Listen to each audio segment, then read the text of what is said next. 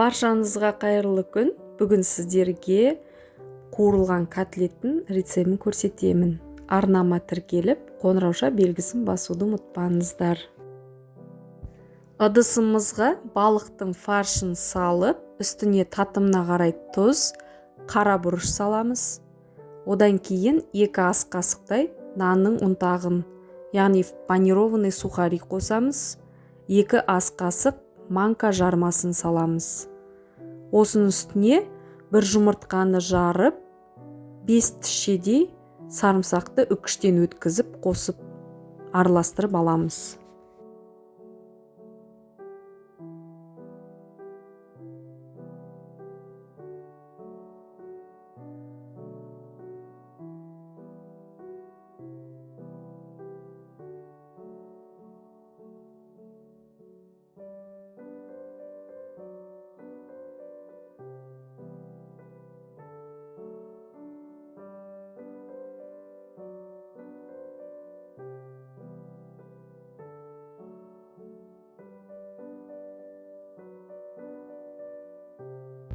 Дайын болған фаршымыздан котлетімізді формировать етіп жасай береміз. Тура видеода көрсетілгендей қолымызбен осылай котлеттің формасына келтіріп жасай береміз. Бұл фарштан негізі ұрғылап қоймай қойсақ та болады, себебі фаршымыз өзі біркелкі осылай тұтастай жақсы болып шығады. Осылай жасап шыққаннан кейін панированный сухариді, яғни нанның ұнтағын салып, котлетімізді үстіне салып аламыз да, қызып тұрған майға 2 жағынан қуырып аламыз.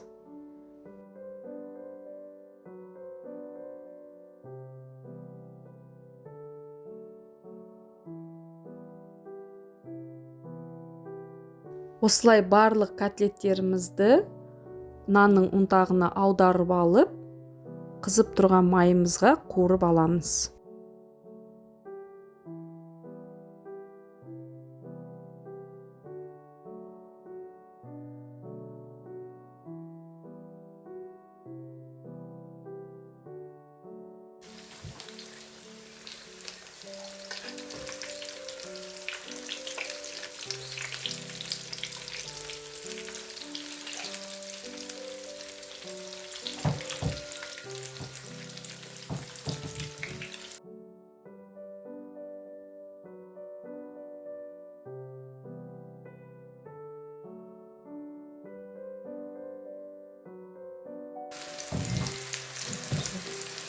Осылай котлеттеріміздің барлығын қуырып аламыз да, түскі асқа немесе кешкі асқа жасап көрсеңіздер болады.